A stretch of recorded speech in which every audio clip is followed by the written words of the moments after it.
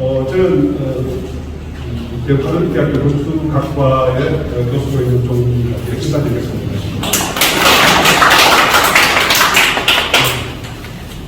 제가 토론을 진행하기 전에 개인적으로 원래 9월달부터 제가 이제 하양에 저희 학교에 부임한 지 하양에 직장을 가진 지 한 21년, 만 21년 됐습니다. 그래서 제가 비록 주민등록은 하양에 조금 있지는 않지만 어떻게 보면은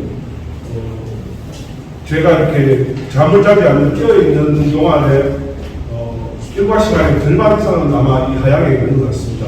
그럼 과연 저는 하양 주민일까 아닐까 이제는 또 이런 측면에서 여러 가지 고민을 하게 됩니다. 그래서 이 하양 도시재생이라는 게 특히 하양의 도시재생을 위해서 과연 이제 주민등록을 하양에 가진 분들 이 위주의 주체가 돼서 하는 건 뭐 당연한 일이겠지만은 저같이 이렇게 직장을 여기서 하양에 가지고 있다는 우리 대학생들처럼 저희 학생들처럼 한 4년, 5년 하양에 있다가 가는 우리 학생들이라고 이런 분들이 같이 포용할 수 있는 그런 하양이라는 도시가 되었으면 좋겠다는 그런 생각을 가지고 제가 도시재생 하양 도시재생 실천 방안이라는 이 심포지움에 이렇게 전환을 그리고 이렇게 맡게 돼서 굉장히 기쁘게 생각을 합니다.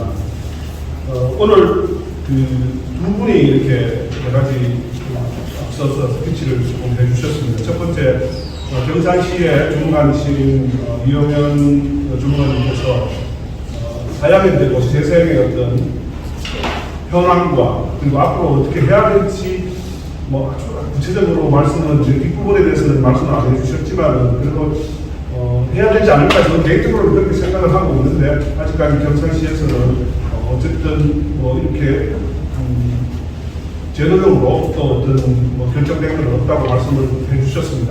아마 부담이 있으셔서 그런 말씀을 하셨을 아니고 그래서 다시 한번 이제 우리 이 종합 토론 시간에 이 자리를 빌어서 우리 이영훈 주무관께서 과연 우리 하양이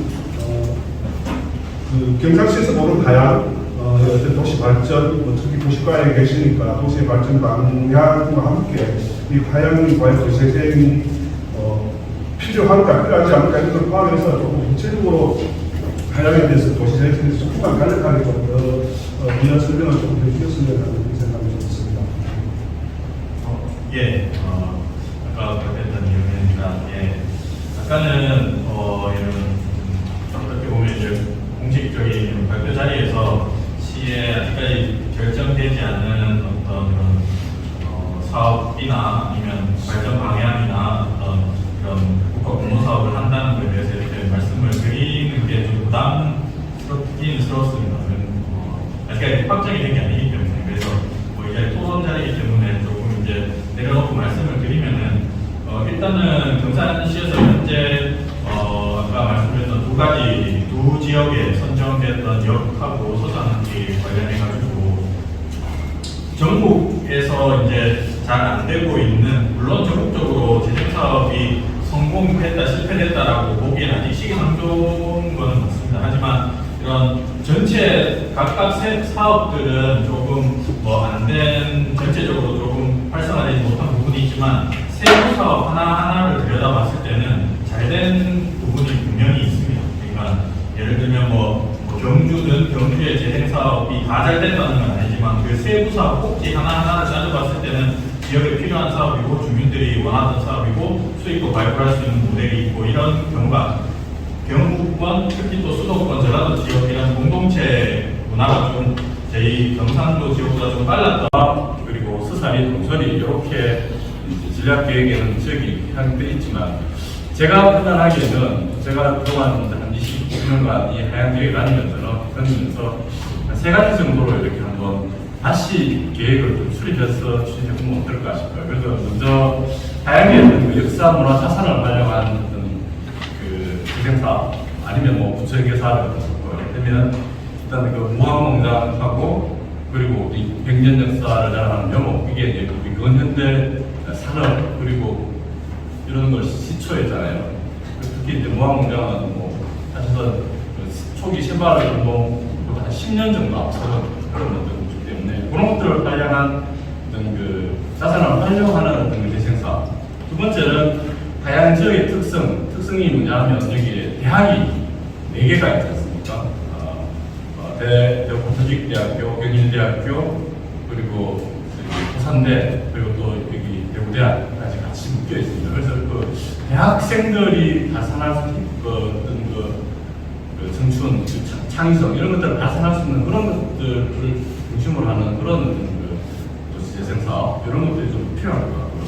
세 번째로는 그 아까 처음에 우리가 전략계획 수립했을 때처럼 그 상대적으로 하양에서 가장 세팅한 보리와 서사리를 묶어서 하는 그 사업. 그래서 한 3가지 정도로 이렇게 나누어서 한 번쯤 우리 주민들이 그 국비 사업 요새 100억, 200억 나오기 쉽지 않습니다. 경산시장도 뭐 눈 안 뜨면 공무원들한테 야, 너 국비 사업 뭐 받아올 거 없어 이렇게 쳤는데 근데 왜 이 재생사업, 국비 사업인데 그런 것들은 부정적으로 보는지 잘 모르겠어요. 그래서 저는 이 3가지 테마 정도를 가지고 한번 다양한 국민들이 한번 우리도 좀 살아보자. 우리 더 이상 변방이 아니다. 여기는 유배지가 아니다. 이런 우리가 다양한 경산의 중심이나 이런 자부심들을 좀 찾아주시면 좋겠습니다. 사장에서는 조금대 교수님께서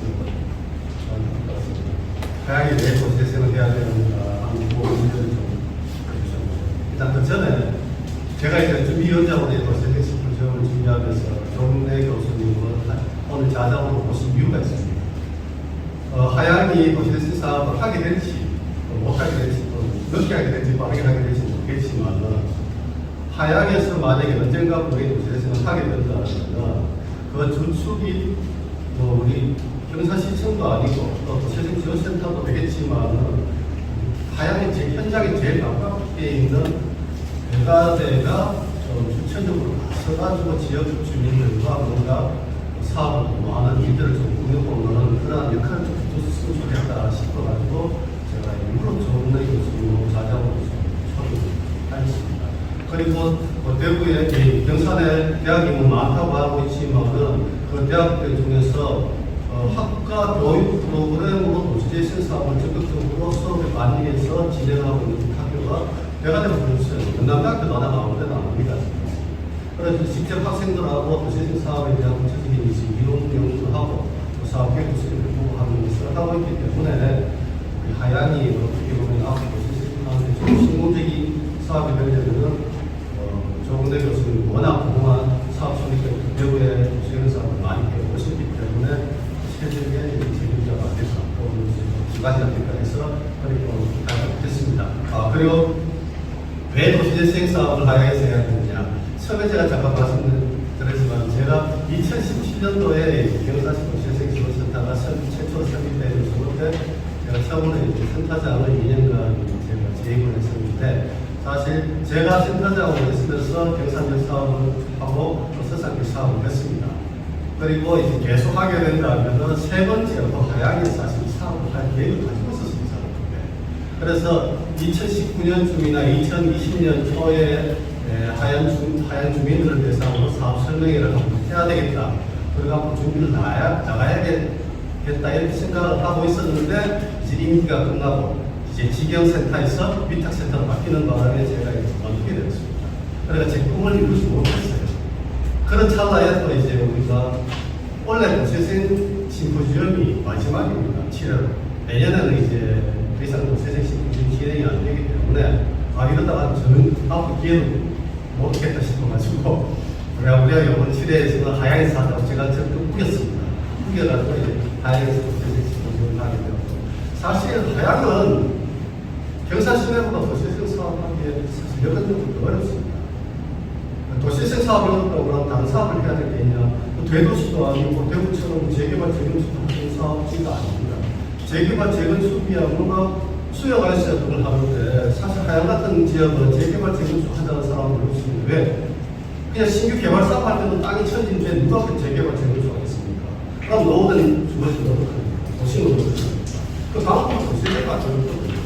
그래서 저는 이제 도시재생을 적극적으로 당연히 해야 된다고 생각을 하고 있는데 아직까지 그 추진할 수 있는 동력을 넣지 못했고 기회도 얻지 못하고 여유를 찾지 못하고 그런 입장에서 지금 오늘 자리를 빌어가지고 주민들하고 도시인들하고 또 시관계자하고 여러 가지 방법을 모색해보자 하는 자리를 오늘 이 자리를 빌어서 제가 생각을 했습니다.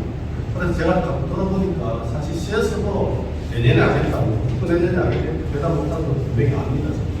하지만 저는 모집부를 가서 해야 된다고 주장을 하고 싶고 만약에 하게 된다면 우리가 당장에 내년에 올해는 이제 시간이 나갔기 때문에 내년에는 우리가 타인 주민들하고 뭘 준비해야 되는가 여가대에서는 뭘 준비해야 되는가 학생들도 준비하고 해야 되는가 이런 걸 한 1년 동안 하는 거죠. 그래서 실적이 없으면 뭐 사업을 못 하는 것도 뭔가 가능성이 나오면은 내년에 본격적으로 국비공급 사업을 신청하는 거고 그렇게 되면 우리 전문가들과 같이 도와서 할 수도 있고 그래가지고 또 뭐 다른 사업도 사업이 정 안 된다면은 방법도 여러 가지가 있거든요. 노후된 주거지나 이제 주거환경을 갖다 개선할 수 있는 방법 아까 우리 강의 중에도 조금씩 나왔지만은 국가에서 추진하고 있는 소규모 정비 사업이나 주거지 사업들이 있습니다. 근데 이 소규모 정비 사업이 뭐 이제 우리가 자금 지원을 받으려고 그러면은 도시재생 사업구역으로 이제 들어가야지만 거기에서 뭐 국기에서 뭐 허그 기금을 갖다가 좀 땡겨온다, 도시재생 기금을 땡겨온다 이렇게 할 수가 있거든요. 근데 아무것도 아닌 지역에 한번으로 도시재생 기금을 내줄 수는 없습니다. 옛날에 우리가 주택기금이라는 거 아시죠? 그거 다 도시재생 기금으로 명칭이 나눠버렸습니다. 그래서 도시재생 사업 지역에서 소규모 정비 사업을 할 때 기금을 줄 수가 있다는 거예요. 그래서 이 뭐 대규모 아파트를 짓지 못하면은 도시재생 사업을 해가지고 이 사업 안에서 소규모 주택 정비 사업을 해서 넓은 주방으로 바꾸고 도시재생하고 그 방법을 사실 찾아갈 방법이 많습니다. 그리고 이제 3년 전에 국가에서도 도시재생과 더불어서 함께 하고자 했던 사업이 뭐냐면 주거복지 사업입니다. 이 주거복지도 그때 당시에 이제 주무 부처가 어디냐면은 국토부로 지정이 되어 있습니다. 그래서 국토부에서 LH로 주거복지 주 업무를 넘겼는데 불행히도 이제 몇 년 전에 LH에서 사건이 한번 터지는 바람에 도시재생 사업이 완전히 와해되고 있습니다. 그래서 단순히 바뀌고 떨어져 버렸습니다. 그래가지고 주거복지가 제대로 추진되지가 않습니다. 만약에 우리가 근데 정상적으로 주거복지가 추진되었다면 그 주거복지 사업이 도시재생과 합쳐지면은 이 도시재생의 방법론이나 방향은 무궁무진하게 제가 많은 수가 보거든요. 근데 지금 기회가 이렇게 되어버렸지만은 이제 미약 그렇다고 우리가 소독했을 수는 없으니까 내년부터라도 준비 차원에서 우리가 소규모 정비사업과 또 주거복지 사업이 도시재생 사업 하기 전이라도 먼저 같이 머리 맞대가지고 학생들하고 또 전문가하고 주민들하고 머리 맞대가지고 방법을 찾아봐서 사용을 변화시켜보자 하는 뜻에서 제가 다양하게 도시재생 교섭을 이야기를 그렇게 했습니다. 저희들이 다양하게 이야기하다 보니까 특히 이제 도시재생 사업 중에 이제 하나의 주제로 캠퍼스 타운형이라는 사업이 있었습니다. 이 캠퍼스 타운형이라는 게 이제 국토부가 주관하는 게 시초가 아니고 서울에서 서울시는 워낙 돈이 많은 도시니까 서울시 자체적으로 그 대학과 주변을 연계해서 서울시 자체적으로 캠퍼스 타운형이라는 그쪽의 도시재생과 유사한 사업을 하게 됐는데 여러 가지 뭐 광운대라든지 고려대학이라든지 주변에 조금 노후화된 뭐 그런 주변과 같이 캠퍼스 타운형 사업을 하고 그게 이제 국토부에서 다시 그 아이템을 받아들여서 국토부 자체도 이제 도시재생 사업을 캠퍼스 타운형이라는 사업으로 이제 하는 게 지금 경북대가 하고 있고 전남대도 하고 있고 전국대 몇 군데를 하고 있습니다. 그래서 이제 그 조금 전에 이제 부부께서도 말씀하셨는데 저희 하양은 대학이 4개가 있습니다. 특히 이제 뭐 제가 공부하고 있는 대학은 하양 시가지와 뗄래와 뗄 수 없는 그런 관계고 경제적으로도 밀접하게 연관되어 있고 등등 이런 상황입니다. 그래서 우리 그 오늘 발표해 주신 최내영 의원께서는 이 캠퍼스 타운형 사업이 과연 우리 하양에 이렇게 접목을 해야 된다면 과연 어떤 측면에서 어떻게 기존과를 어떻게 차별화시킬 수 있고 또 어떤 주제를 끌고 가야 이게 성공적으로 또 있을까라는 사례도 많이 있고 더 많이 알고 계실 테고 그런 점에서 한번 말씀을 부탁드리겠습니다. 예, 제가 부산 내려오기는 제가 11년 내려오기 전에 서울에서 공부할 때 고려대 캠퍼스 마스터플랜 운동을 실시를 했던 경험이 있는데 제가 이제 그 캠프타운이랑 연계하는 부분들도 일단 아이디어긴 한데 제가 쭉 지금 구글링 통해서 지역에 좀 한 4가지 정도의 공간적인 이슈를 한번 제가 말씀드리려고 맞는지는 모르겠습니다. 현재 구글링을 보니까 큰 장점이 될 수도 있고 경제적으로 단점이 될 수도 있는데 인근 지역에 대규모 택지개발지구 아파트가 들어서고 있는 상황 이게 그러면 그 사람들이 유입이 되면 혹시 원주시는 어떤 걸 좀 준비를 하지? 그냥 세태를 하나? 그 지역들 사람들이랑 어떻게 이 지역 상권 활성화를 하지?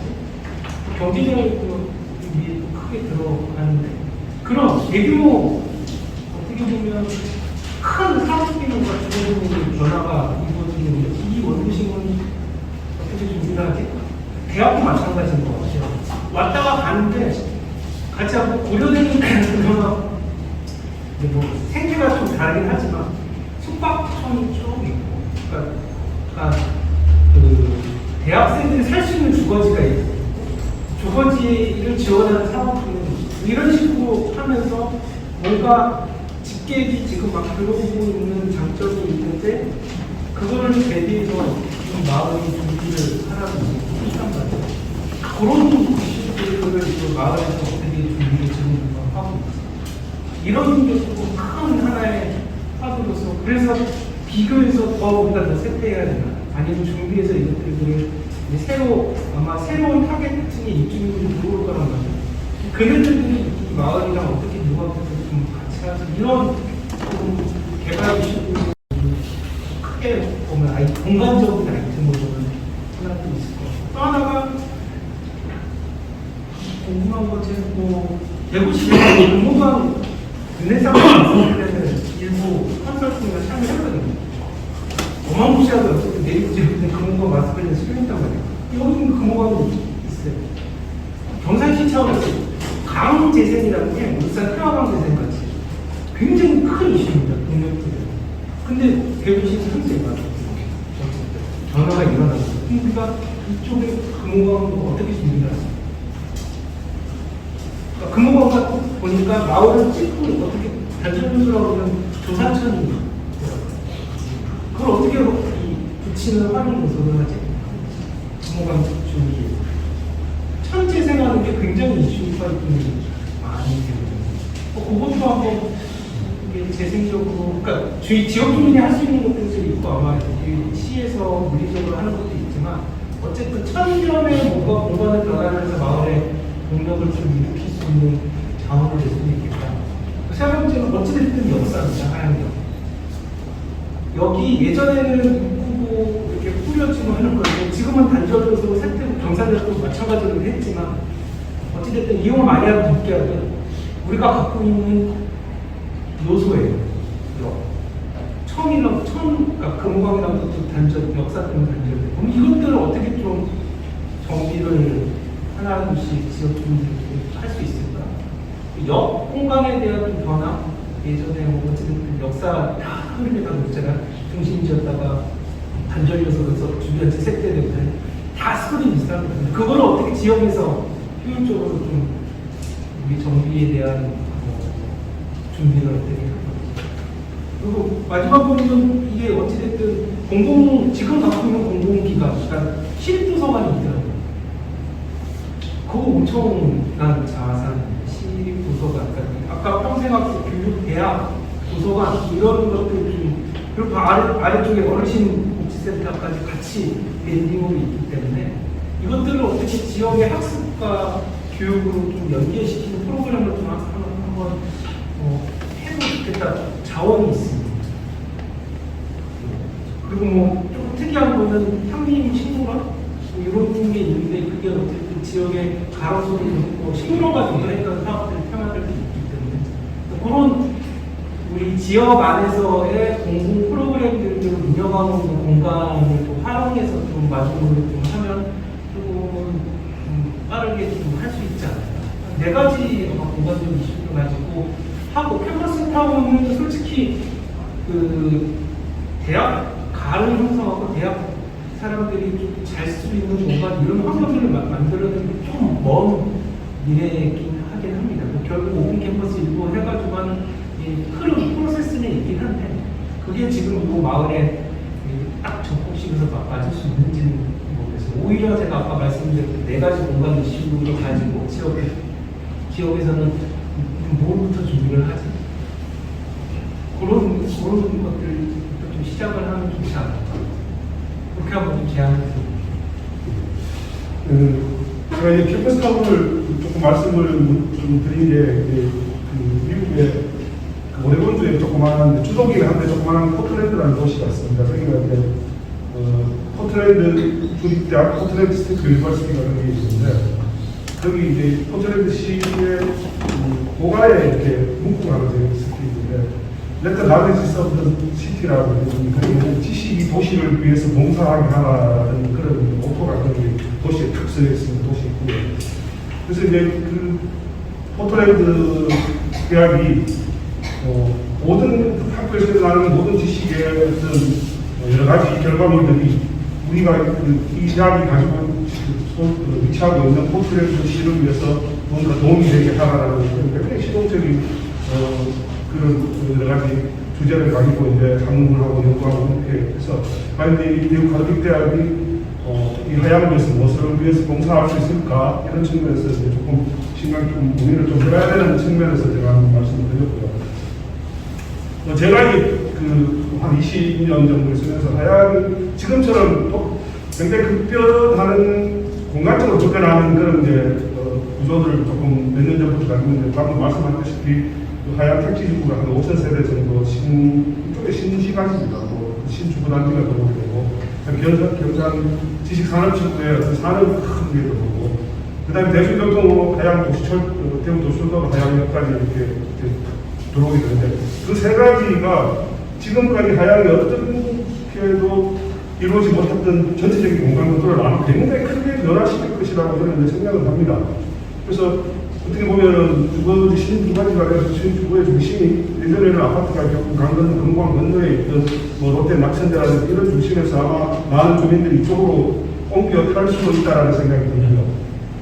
그 다음에 경산지식산업 단지가 생김으로써 또 이렇게 그 많은 주민들이 구입이 되고 전철도가 과연 이 하향을 득이 될지 실이 될지도 정확하게 알고 저는 전문가가 아니라서 예측은 잘 못하겠습니다. 많은 상권이나 이런 것들이 오히려 때문에 빠져나갈 수도 있고 그러니까 이게 우리의 요인들을 어떻게 받아들일지에 대해서 조금 저 개인적으로 굉장히 많은 관심이 있고 경산시에서도 많은 관심을 기울여야 되지 않나라는 생각을 합니다. 그래서 특히 그 사이에 끼어있는 지역들이 오늘 보여주신 경산시에서 보여주신 도리리, 공설이 이 부분들입니다. 그 부분들은 이 신주구 단지에 소속되어 있지도 않고 그 다음 정상시시 산업단지의 어떤 대부적인 역할을 하기에도 부족하고 그 다음에 그 상권에 발생하면서 이렇게 철도 가장 역할과 연관되기도 또 굉장히 애매한 지역인데요. 그래서 과연 경산시는 이런 부분에 대해서 앞으로 이렇게 꼭 도시재생의 차원, 도시 공간 구조의 차원 이런 여러 가지 측면에서 과연 어떻게 생각하시는지 도시과에서는 그 부분들을 어떻게 바라보는지 한번 말씀을 부탁드려도 될까요? 제가 답변을 드리기에는 너무 전문적인 얘기라서 답변을 하기가 조금 힘들긴 한데 일단 제가 다시 이야기 원론으로 돌아가서 얘기를 드리고 싶은 거는 이제 지금까지 재생사업, 유대사업을 포함해서 재생사업을 했던 가장 큰 실패 요인, 실패 요인 여러 가지가 있습니다. 여러 가지가 있는데 그 중에 하나가 이런 재생사업을 아까 말씀하신 좀 장소 중심적으로 다들 좀 생각을 하신다는 장소 중심적으로 보고 시작을 한다는 거에서 조금 저는 거기에 조금 안 좋은 생각을 가지고 있습니다. 그러니까 재생사업은 물론 장소 중심으로 가야 되는 건 맞습니다. 장소 향후에는 장소로 가야 됩니다. 위치로 가야 되고 장소로 가야 되는데 1단계는 2단계고 1단계는 저는 일단 사람 중심으로 먼저 가야 된다고 생각하거든요. 그러니까 우리 지역에 이런 장소가 있고 이런 장소가 있고 여기 개발 요인이 있고 이쪽에 개발 요인이 있고 또 여기에는 예전에 오래된 지역을 대표할 만한 장소가 있으니 우리는 그걸 활용해서 사업계획을 수립하고 주민들한테 그거에 대한 그거를 활용한 수익 모델을 발굴하자. 이렇게 가면은 이게 그 협의점을 찾기가 그 모델을 찾기가 너무 어렵습니다. 그러니까 제가 생각하기에는 물론 이제 그것도 중요한 건 좀 나중에 가야 되는데 제일 중요한 거는 우리 하양에 지금 쇠퇴된 지역에 살고 있는 분들은 어떤 분들이 있고 이분들은 어떤 어려움을 가지고 있고 어떤 문제점을 가지고 있는지 거기에 접근을 먼저 해야 된다고 생각하거든요. 그러니까 재생사업의 정책적인 방향은 지역을 관광화 자원시키거나 어떤 일자 장소를 맞지만 거기를 활성화해서 주민들이 살기 좋게 한다는 거가 가장 중요하지만 그 사이에 제일 중요한 거는 지역 주민들이 직접 지역에 생겨난 문제점들을 해결할 수 있는 여건을 만들어주는 게 제일 중요합니다. 그래서 예를 들면은 우리 도리 서리리에 있는 사람들은 어떤 사람들이고 연령은 몇 살에 있고 어르신들은 몇 명이 있는데 그런 어린이 예를 들어가지고 애기를 키우고 있는 올해 태어난 98명의 아이들 이 아이들을 그냥 그래 태어났으니까 부모들이 알아서 잘 키우게 놔두면 된다 이게 아니고 98명의 부모들이 모여서 우리가 다 같이 지역에서 함께 안전하게 아이를 키우기 위한 육아 시스템 어떤 게 있는지 그리고 그것들을 잘 할 수 있는 시스템을 본인들끼리 만들어 보는 게 시작입니다. 그렇게 해서 이 사업은 그래서 우리끼리 공동체 사업을 먼저 진행을 해보고 이 사업이 진짜 우리한테 너무 필요하다. 처음에는 당연히 주민들끼리 하기에는 금전적인 문제도 진행하다 보면 생기기 마련입니다. 그러면 그때 2차적으로 장소로 가야 됩니다. 그러니까 그때 우리가 이렇게 필요하니까 이 사업을 유지하기 위해서 어떤 새로운 수익 모델을 만들어야 되는데 그럼 우리가 뭐가 필요할까? 그러면 지역에 있는 자산도 우리가 활용해보자. 아이들을 여기에 가서 같이 프로그램을 진행을 해보고 괜찮은 프로그램이 있으면은 외부에 그런 프로그램 알려서 참가를 받아서 진행을 해보고 그렇게 해서 이제 사람 중심에서 점점 장소 쪽으로 가서 이제 수익 모델을 만들어내는 그런 중심으로 가야 되는데 이게 처음부터 이제 여기 뭐 있고 여기 뭐 있으니까 주민들이 여기 활용할 수 있는 방법을 만들어보지 이건 전문가들도 하기 힘든데요. 그리고 이제 어린아이들만 해서 그렇지 또 중고등학생들도 나름대로 또 하양에서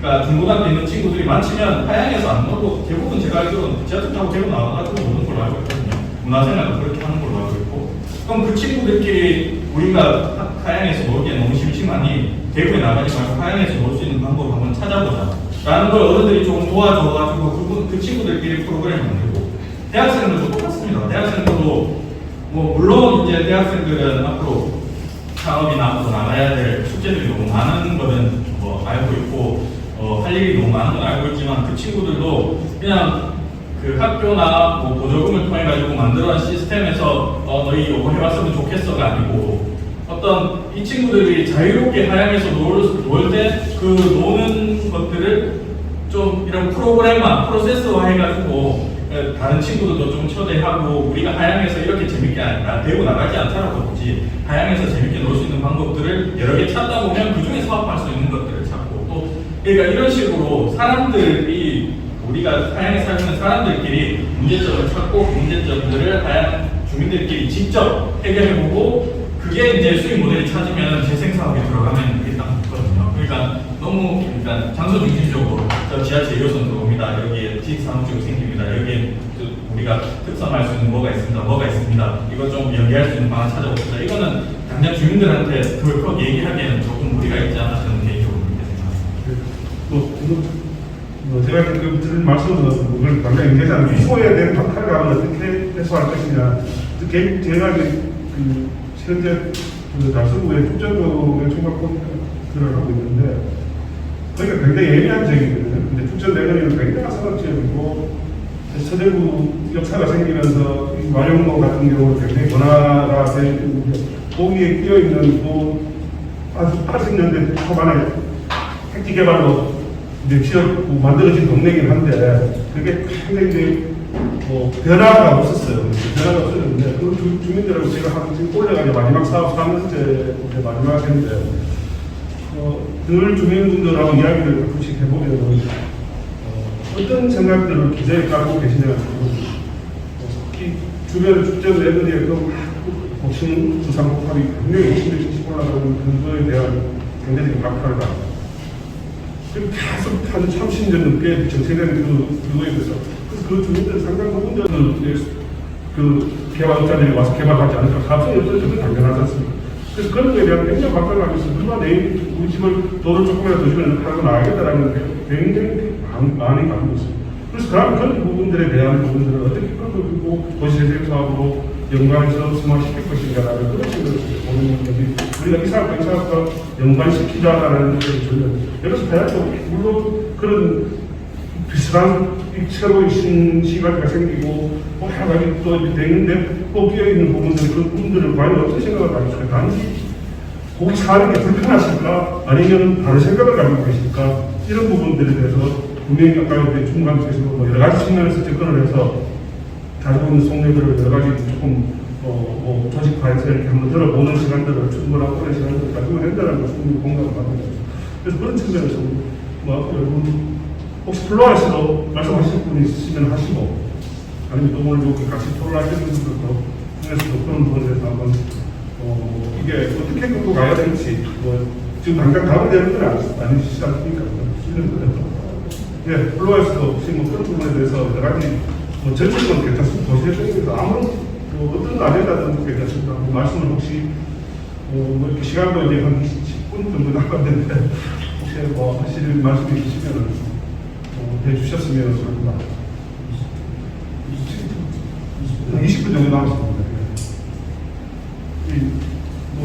혹시 제가 하나만 더 제 경험에 대해서 제가 도시재생 뉴딜 사업 전에 있었던 도시 활력 증진 사업을 제가 남구 이천동에서 제가 5년 동안 도시 닥터를 했었는데 굉장히 성공적으로 사실은 끌고 오는 모델입니다. 그게 이제 어떻게 보면 제 개인적으로는 도시재생 뉴딜 사업보다 도시 활력 증진 사업이 훨씬 좋았었어요. 솔직히 여러 가지로 이렇게 끌고 가기에는 주민들의 어떤 참여운동 이런 부분들은 재생 사업보다는 좀 약해 있지만 그래서 그때 하면서 이게 굉장히 관심을 기울였던 의원님이 계셨는데 그분이 지금 남구청장 하십니다.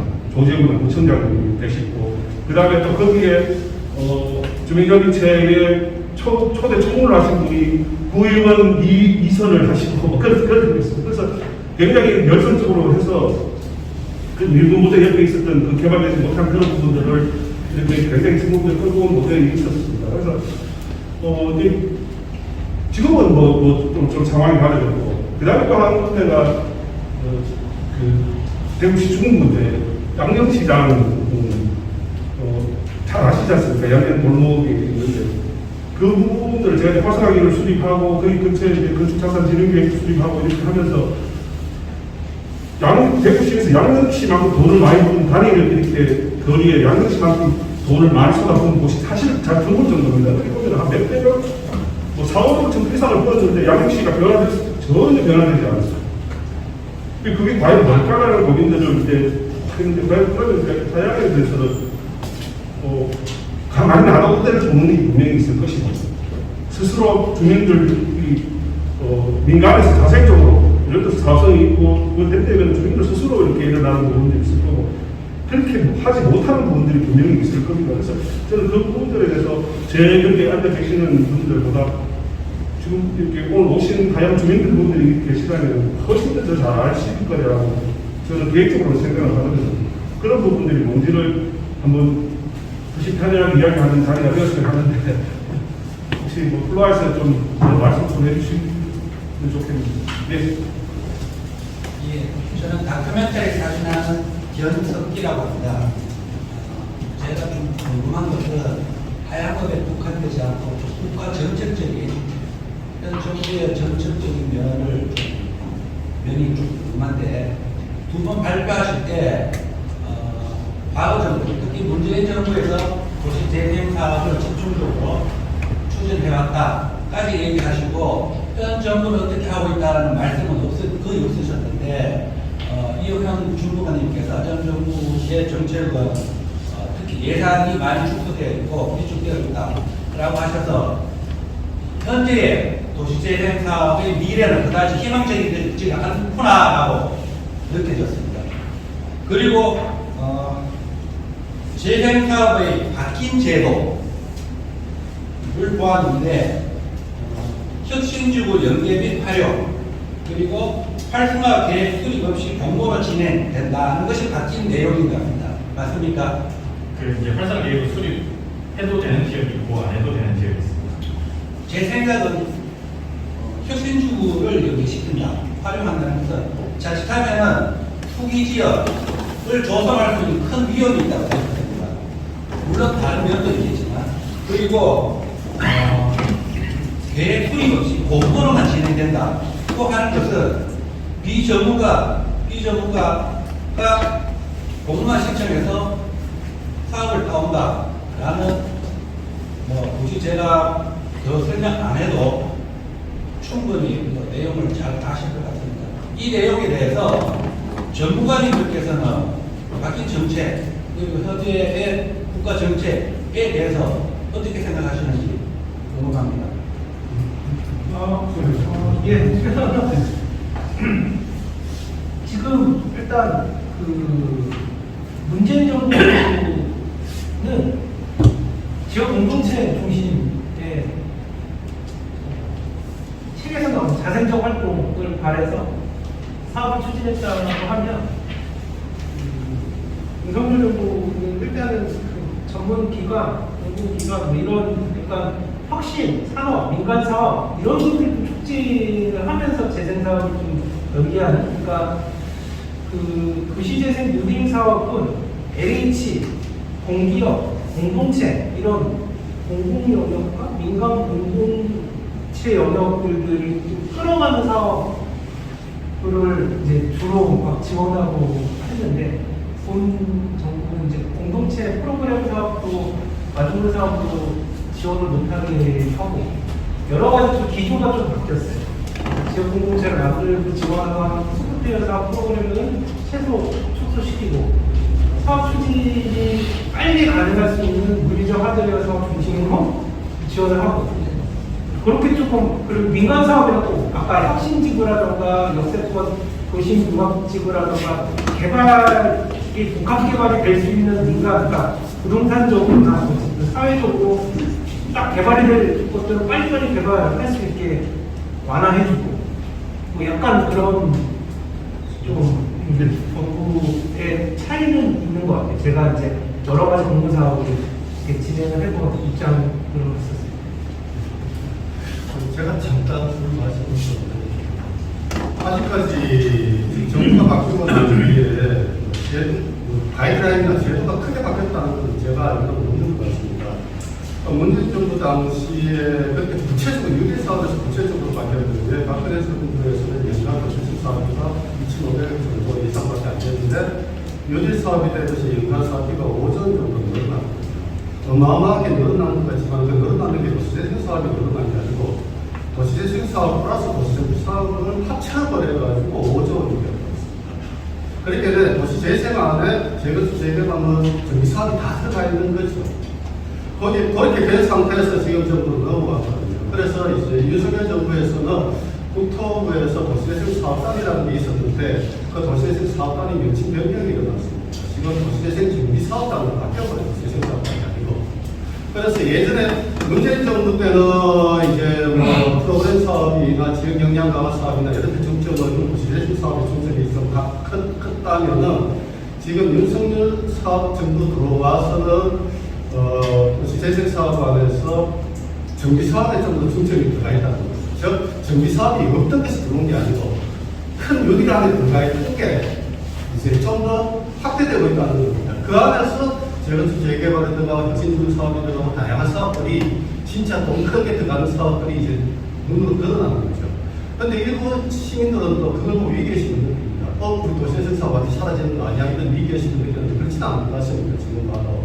도시재생 사업은 유지가 되는데 사실 이 역량 강화 사업이나 프로그램 사업은 뭐 하루 이틀 만에 효과가 나는 건 아니지 않습니까? 그렇죠?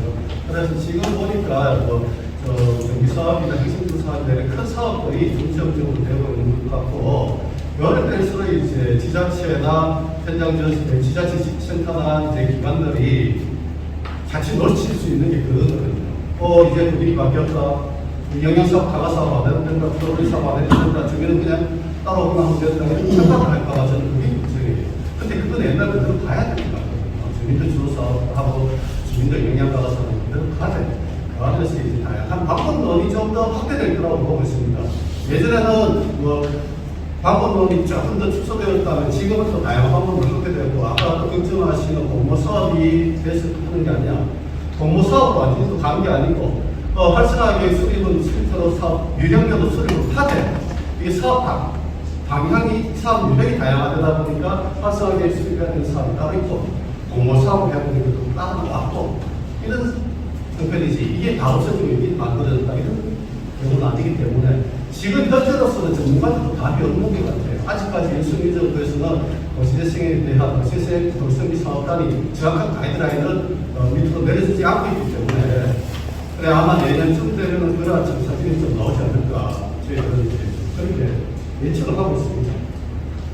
좀 말씀을 보태드리면, 우선 말씀하신 것처럼 가이드라인은 크게 많이 바뀐 건 없습니다. 바뀐 건 없고, 지금 아까 말씀하셨던 이제 계획을 안 수립 안 하고 공모를 한다고 말씀하셨는데, 이제 제가 그 계획이 없다는 거는 이제 뉴딜 사업, 우리가 얘기하는 지역 특화형이나 그런 거를 할 때는 활성화 계획이라는 걸 수립을 해야 되고요. 인정 사업은 활성화 계획이 없이 간다는 거는, 그러니까 건축물에 대한 활성화 계획 수립 안 하는데, 인정 사업이라는 게 정사업입니다. 이거 뉴딜 사업은 연단위 사업이거든요. 그래서 인정 사업은 정단위 사업인데, 그 건축물에 대한 활용 계획은 똑같이 그러니까 계획을 똑같이 수립을 해야 됩니다. 그러니까 활성화 계획 자체는 수립 안 하되, 인정 사업 할 때는 그런 점적인 건축물에 대한 활용 계획, 구체적인 앞으로 그 건물에 대한 지속 가능 발전 방향 이런 것들은 똑같이 수립을 해야 됩니다. 그래서 그 계획은 이제 좀 있는 거고, 그리고 아까 말씀드렸다시피 좀 많이 이제 바뀐 게, 원래는 마중물 사업비, 아까 제가 말씀드린 국비 도비가 7에서 이제 12가 3인데요. 그 3에 이제 중간 지원 조직이랑 그 소프트웨어 사업비가 포함이 돼 있었습니다. 근데 이번에 이제 가이드라인이 바뀌면서 그게 필수 사항에서 빠졌습니다. 해도 되고 안 해도 되고, 그게 가장 큰 거로 바뀐 거고, 나머지는 유형은 크게 바뀌었지 아직까지 공모 형태나 오히려 더 이제 유형이 많이 줄었기 때문에 할 수 있는 사업들의 좀 포지션은 훨씬 더 많아졌다고 보시면 될 것 같습니다.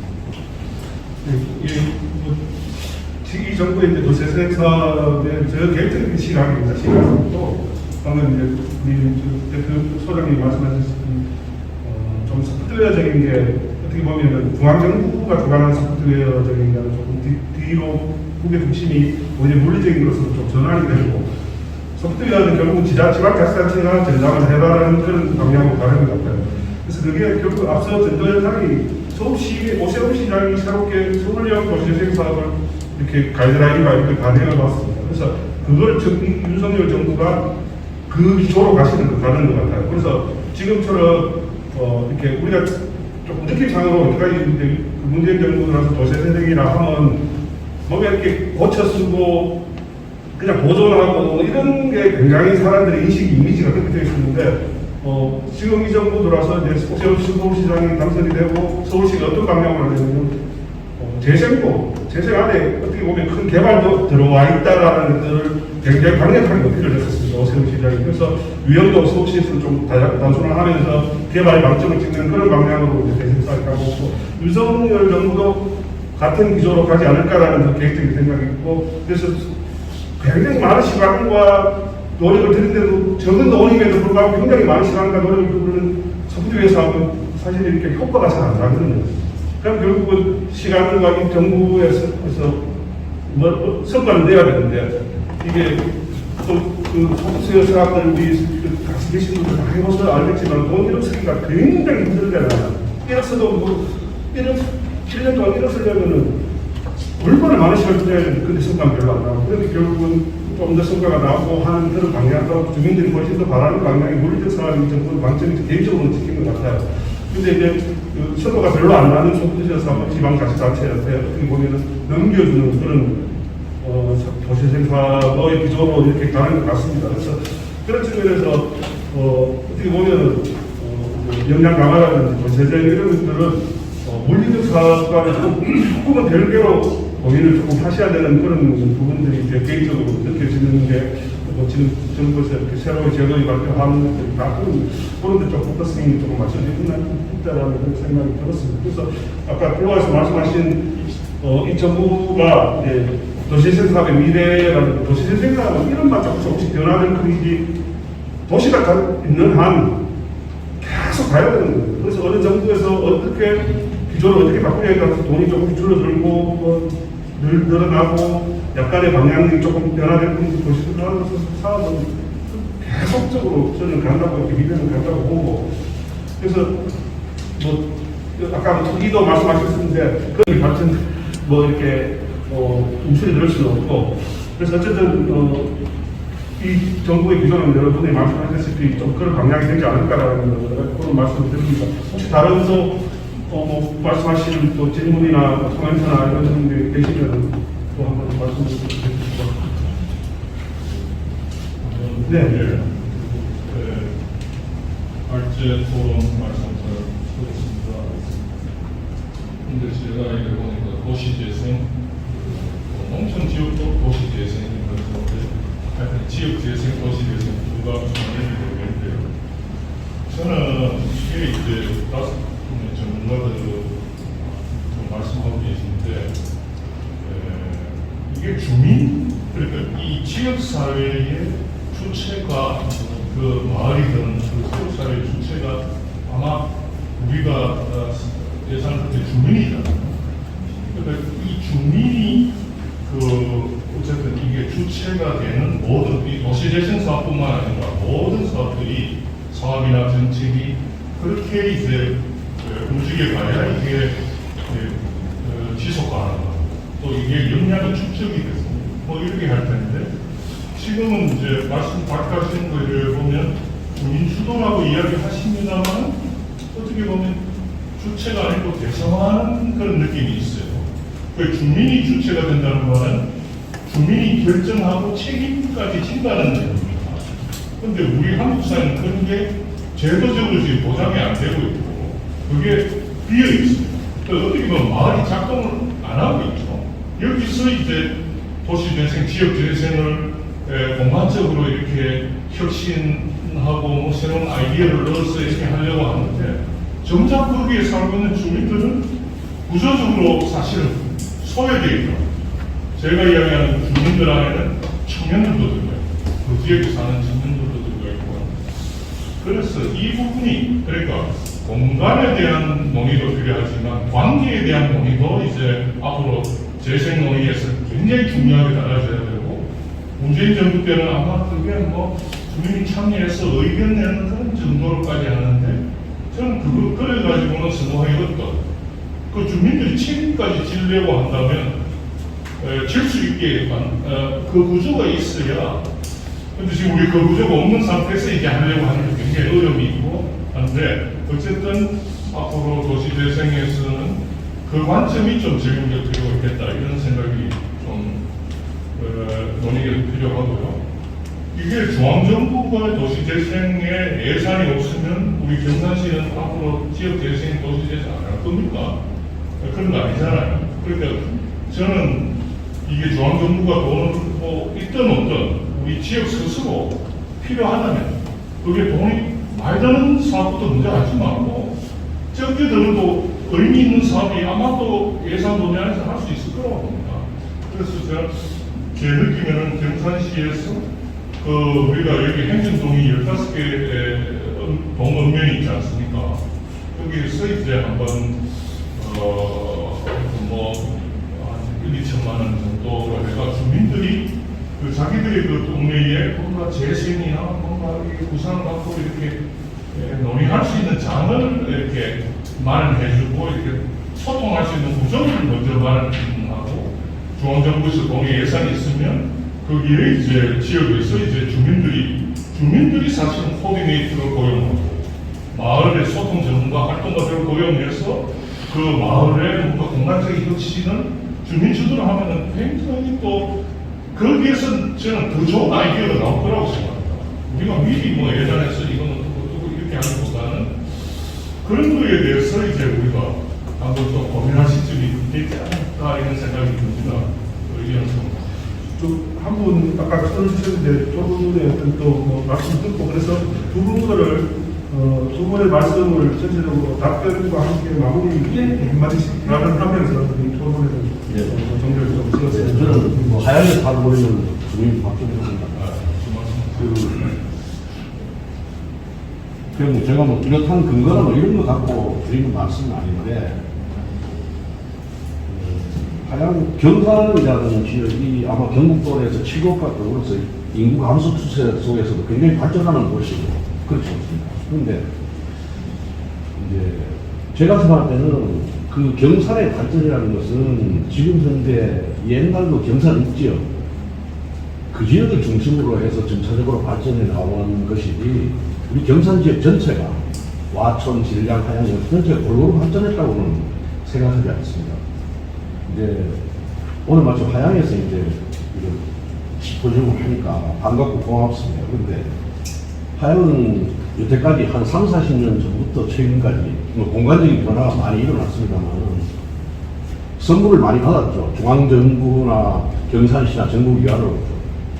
제가 생각할 때는 무악산 저기에 군부대가 들어왔습니다. 아마 한 30년 정도 안 됐겠나 싶은데 무악산이라는 것은 하양의 진산이고 또 그 하양 사람들의 터전이고 지금 뭐 아무것도 할 수 없지 않습니까? 그대로 뭐 그다음에 뭐 저 아시다시피 대구 가톨릭 대학 뒤쪽에 있는 장군산이라는 것은 거의 절반이 뚝 잘려 나와가지고 한 30년 이상 됐어요. 그리고 지금도 석산 개발은 끝났지만은 지금도 남아가지고 공사로 날리면서 계속 공사를 하면서 이 조산천을 가로막고 있지 않습니까? 이 환경 문제 같은 것도 좀 있는 것 같고 저기 저 한사들 저 너른들 한가운데는 아마 대규모 축사 허가가 지금 나가지고 아마 결국은 주민 생활 환경에 지금 좀 떨어뜨리는 요인이 되지 않을까 걱정이 됩니다. 그리고 무악산을 비롯해가지고 이 뒤쪽 하양 뒤쪽에 그 송전탑들이 쭉 에워싸고 있습니다. 이 과연 이런 것들이 이 뭐야 경산이 발전하는 것과는 달리 하양 주민들한테 굉장히 박탈감을 또 위화감을 경산이 발전하면서 그렇게 느끼고 있는 게 사실이거든요. 그리고 이런 걸 생각하면은 하양은 좀 굉장히 이제 좀 삭막하고 황폐화되는 것 같다. 굉장히 많이 느끼고 있습니다. 아마 뭐 지방자치제 시대 이후에 그 경산을 중심으로 발전해 가면서 뭐 불가피한 측면이 있긴 있는데 아까 저 시에서 말씀하신 거예요. 하양 지역에만 100억, 200억 투입하는 것이 과연 되겠느냐 이런 말씀도 하시고 그러시는데 제가 생각할 때는 이런 엄청난 환경 고하 하양이 겪고 있는 경산은 발전했지만 하양은 어떤 정체된 상태에서 그대로 머물고 있는데 저는 경산이나 뭐 이런 경북도에서 좀 이런저런 점을 감안한다면 하양이 겪고 그런 환경적인 피해나 이런 걸 감안한다면 좀 특별한 대책을 좀 세워주셔야 되지 않겠냐 그런 생각이 듭니다. 그리고 데이터나 뭐 이런 데 대해서 등등한 건 아니면 제가 개인적으로 생각할 때 하양시장 같은 경우도 어떤 그 현재 굉장히 좀 제대로 활성화되고 있지 않다고 생각하거든요. 그래서 뭐 비농 농부나 청년 농부나 이런 사람을 끌어주니까든지 뭐 하양시장은 현재 보면은 그 조산천 제방에서 그냥 쭉 늘어서서 뭐 그 장난만 되면 하는 게 그게 겨우 고작이라서 옛날보다 나아지기 때문에 전혀 볼 수 없습니다. 그런 문제 하나 좀 지적하고 싶고 그리고 저 장로산 같은 거는 또 보면은 저기 앞으로 어떻게 될지 저도 잘 궁금한데 뭐 저걸 어떻게 좀 어차피 이제 그 공터가 생기고 나중에 될 테니까 그 개발하는 문제를 도시재생사업으로 연관을 씌울 수는 없을까? 아까 저 최승호 대표 말씀하셨지만 무항농장은 옛날 우리 하양 그 공주일 때 몸부림치면서 저게 했던 그 사업이지 않습니까? 반드시 그런 부분은 좀 우리 고유한 하양의 자산으로서는 지금이라도 좀 이렇게 되찾을 수 있는 그런 방안을 강구해 주시면 이 재생사업의 하나로서 그런 바람이 있습니다. 두분 의원 참석하셔서 답변 겸 마무리 발언 좀 하시는 것 같은데 이것은 마지막으로 해주셔서 제일 어려운 이야기들을 해주셔가지고 제가 답을 드릴 수 있을지 모르겠는데 사실 국회의원장님께서 아까 말씀하셨듯이 주민이 주장하는 게 사실 처음부터 그게 핵심 요소대로 저도 이제 크게 오래 한 건 아니지만 2015년부터 지금까지 어쨌든 하고 있지만 주민이 주도적으로 참여하는 우리나라에서 참 어려운 일이구나 하는 걸 많이 힘들지만 이게 없습니다. 우리나라 사람은 민족성을 갖다 비하하는 건 아니지만 사실 제가 가장 크게 느낀 게 뭐냐면 우리 민족의 어떤 습성이나 이해에 대해서 공동체의식이 크게 부족하다고 생각합니다. 제만 생각일 수도 있겠지만 그래서 만약에 요새 쓰면서 핵심적으로 이끌어가고 있는 주민주도 주민참여를 갖다가 짬뽕이 나와 성공적으로 맛을 좀 돌아가고 하면 요새 생기 사업 몇 배로 하기 전에 한 20년 동안 단 한 10억만 투자해가 20년 동안 공동체 의식과 사회적 경제 의식 함량을 그런 기반 말이죠. 협박은 안 해가는 되지 않을까 이런 생각도 하고 있습니다. 그래서 제가 아까 우리 이용현 주무관님과 마치 경찰서에서 다양했다는 구체적인 계획이 있다고 말씀하셨으니까 드리는 말씀인데 그렇다면은 이제 아직까지 구체적인 계획이 없으니까 구체적인 계획 수립될 때까지 너네들 가만히 기다려라 하고 내년부터라도 이제 대비를 해가 언젠가는 하겠지만 대비를 해가지고 현장 지원센터를 사전적으로 만들어가 사업이 되고 안 되고 만드는 게 아니고 도시적 현장 지원센터를 다양한 지역에 사전적으로 만들어가 먼저 주민들을 한 참여의식 높일 수 있는 공동체의식 교육과 사회적 경제 교육을 시작을 했으면 좋겠습니다. 그리고 내년에 경산시 도시재생 계획은 다양해서 했으면 좋겠습니다. 우리 부장님 아직까지 자리에 계시는데 사무소에 강당을 내년에 좀 늘려주셔가지고 도시재생 계획 하고 그렇게 해가지고 대관에서 선도적으로 해가지고 현장에서 산악단에서 운영을 하고 총장님이 그런 걸 해가지고 시에서 사업도 안 되는데 센터 운영하기 힘들다 비용이 없다 하면은 대관하고 시하고 반반씩 부담을 해가지고 어떻게 했어요? 현장센터를 만들어가 주민들을 만나서 분위기 좀 띄우고 주민들을 먼저 교육을 할 수 있는 그런 시스템을 좀 만들어 줄 수 있으면 좋겠습니다. 그리고 두 번째 주제님께서 조금 말씀을 주셨는데 사실 하향지역에서 도시재생 하기에는 지금 막막한 상황입니다. 그리고 이 법지역이기 때문에 한두 군데 도시재생을 해서 눈에 띄는 정도도 아직 안 되고 그래서 탈락을 하면서 참 많은 문제들이 있는데 사실 대도시보다 어떻게 보면 여러 이제 소규모 중소도시가 도시재생하다 보면 어떻게 보면 그 효과가 많을 수도 있습니다. 대도시 사업하고 중소도시 사업은 굉장히 각도를 제공하고 있습니다. 그렇기 때문에 우리가 또 완전 농촌도시가 아니지 않습니까? 제가 의석이 되었는데 완전 농촌에 나가서 세상하자 그러니까 방식이다. 전부 만들어야 되니까 문제 없습니다. 이게 안 돼요. 근데 하양은 뭔가가 움직일 수 있을 것 같으니까. 그리고 하양 지역은 우리 이제 경산에서 가끔 우리 경산 위원들도 하양에 대해서 이제 많이 공부해가 하양에 대해서 너무 많이 알고 있습니다. 많이 알고 있습니다. 지역만큼은 아니지만. 그래서 만약 여기 딱 하면은 움직이지 않다면은 아마 전문가들하고 주민들하고 뭔가 크게 하고 만들어내지 않을까 이런 생각을 하고 있습니다.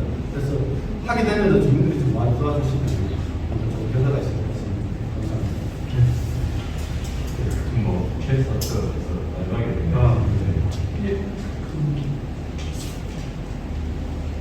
공동체 중요합니다.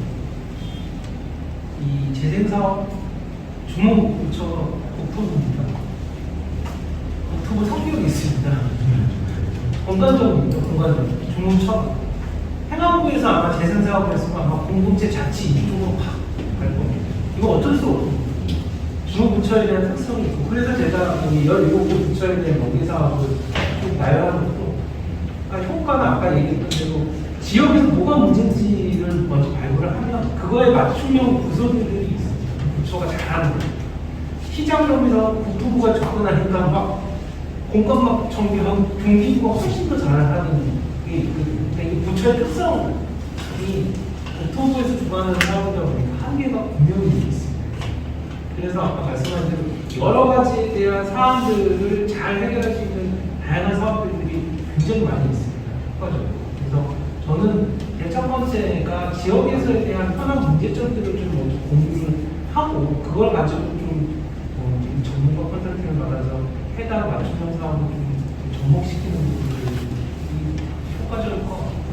재생 일변도라도 어쨌든 국토부 성격상 프로세스도 맞춰야 되고 평가 지표도 맞춰야 되고 약간 국토부가 하는 이런 프로세스들이 좀 있습니다. 평가 지표도 맞춰야 되고 그래서 저희도 다양한 부처의 특성 사업들을 저희가 이제 전문가 입장에서 해본 입장에서 부처마다 이 평가나 목적을 하는 이 성격들이 좀 다르기 때문에 공모실을 좀 감안해서 재생 사업을 이렇게 좀 보시면 좀 국토부의 한택입니다.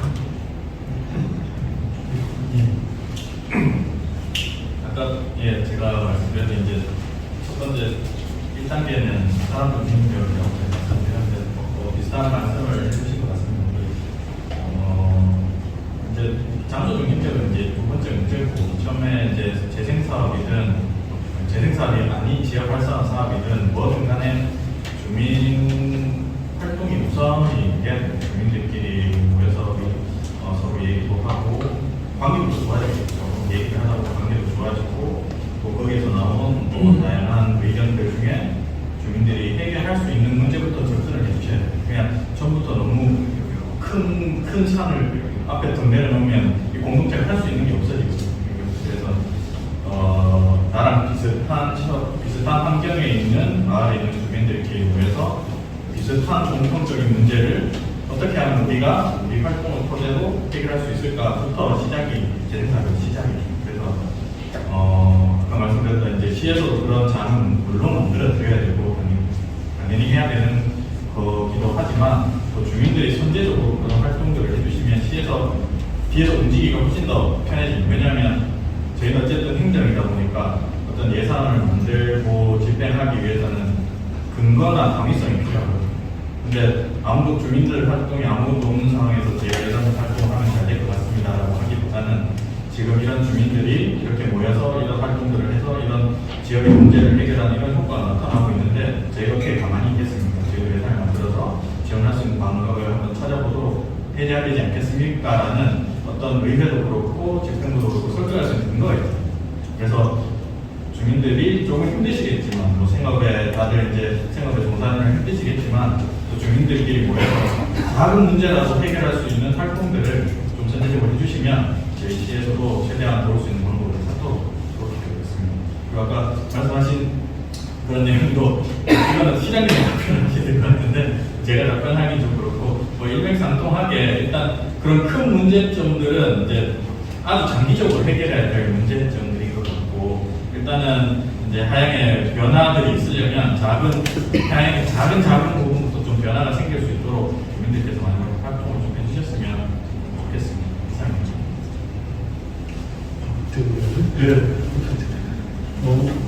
제가 하고 하시고 나가면서 나가고 이렇게 되겠습니다. 우선 그 앞에 굉장히 중요한 말씀입니다. 가장 핵심적인 내용이라고 보시면 될 것 같습니다. 그래서 그게 이제 방금 말씀해 주신 대로 국토부가 주관하다 보니까 이 국토부가 전체적인 공간이나 개발 이런 측면에서 주문하셨는데 주변 연관 강화 속도에 돌리는 게 쉽지 않습니다. 그래서 아마 이제 이 새로 바뀌는 도시재생에서는 그 부분을 지자체로 아마 상당 부분 이렇게 던져주고 있습니다. 그렇다고 행안부나 이런 부처가 그냥 그 부분만 맡기에도 이거는 부처상 또이 알력관계 특히 좀 그렇습니다만 같이 단체가 서포티브를 주도적으로 끌고 가야 되는데 그래서 아마 지방자치단체에서도 도시화에서 이걸 가는데 이걸 해야 되나? 아니면 뭐 다른 국가에서 해야 되나? 이런 부분들도 아마 시에서 시장 주가 봐야 여러 가지 고민들을 많이 생각을 하셔야 될 것 같습니다. 그래서 이제 공동체 부분들은 굉장히 중요한데 비교인데요. 제가 하나 말씀을 드리면 우리가 너무 압축 성장하고 빈부격차, 부동산 상승 이런 것 때문에 굉장히 주민들의 공동체 의식이 원래부터 없는 건 아닌데 상당 부분 영향을 많이 받았지 않나요? 그래서 뭐 아파트 하나가 이렇게 들었었는데 플랜카드 걸려있고 깜짝깜짝 놀랐습니다.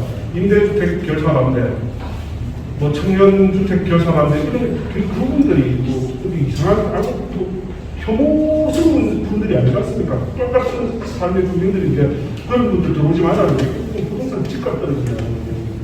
웃기는 그런 것들이 결국은 먼저 우리 주민들이 해결해야 될 그런 어떻게 보면 가장 큰 문제라고 보고 그래서 그런 작은 부분들을 또 이렇게 해야 되지 않겠나 하는 생각이고 약간 시장님이 말씀하시는 부분을 좀 굉장히 좀 물론 장기적으로 해결해야 되는데 하나 이제 제가 개인적으로 한번 하양에서 우리 학교에 있는 아까 석산을 말씀하셨습니까? 최석장 그 부분이 결국 이미 이제 그 연합이 다 끝나졌습니까? 결국 그거는 이제 환경부라는 이런 부분에 대해서 다시 복원을 해야 되거든요. 원래 상태로 복구를 해가지고 그거를 이제 안정화시키고 해야 되는데 참 눈 감고 아무 수 없습니다. 이거는 이제 법에 그렇게 되어 있으니까 해야 되는데 뭐 그게 앞으로 이제 어떤 정치적인 아젠다로 그걸 풀어나갈지는 제가 잘 모르겠습니다만 그 부분들을 정말 계속 이렇게 복원을 해서 또 다시 이렇게 안정화시키는 작업을 해야 되나 아니면 그 상태를 뭔가 이렇게 다른 방안을 강구를 해야 되나라는 것들은 어떻게 보면 시장님하고 여러 가지 도지사님 등등 이런 정부 부처하고 고민을 해서 더 좋은 방안을 보고시키는 것도 몇십억 들거든요. 최소한. 그럼 다시 또 뭘 하려면 보고시키는 걸 또 까고 해야 되는데 그러면 결국 처음부터 여러 가지 방면에서 고민들을 나누어 보여야 되는 게 다양하게 계시는 주민들과 시의 공무원들 그 다음에 여러 가지 전문가들하고 함께 논의의 테이블을 올려놓고 이게 어느 게 최선인가라는 것들을 고민할 부분이라고 저는 개인적으로 생각합니다. 그래서 그런 부분을 대신 이렇게 다른 말씀드리겠습니다. 네. 저는 뭐 장시간 자리에 계시는 분들 때문에 제 말하고 회사 마치야겠습니다. 네. 사실 오늘 하양에서 이 심포지엄을 할 때 걱정을 많이 했습니다.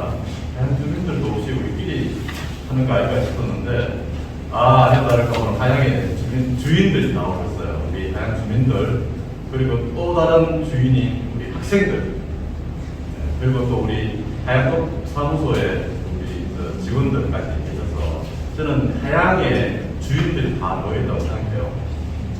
그래서 이분들 중심으로 이 재생사업도 시작하고 해야 됩니다.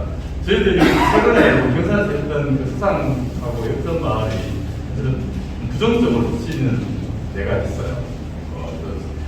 특히 시의원들하고 시에서도 시장님도 그렇고 최근에 좀 이렇게 바뀌는지 모르겠지만 좀 부정적인 시각들을 가지고 있더라고요.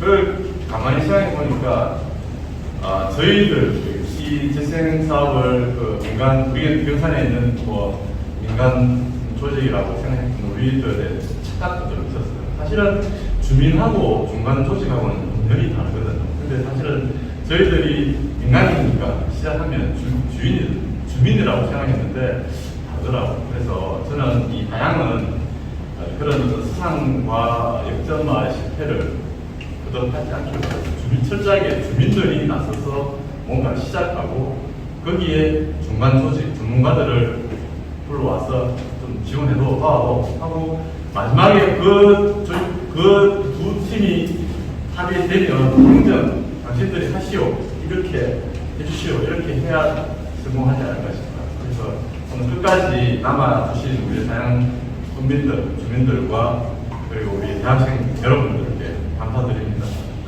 이제 공무원 여러분들한테 돌려드리겠습니다. 고생하셨습니다. 네.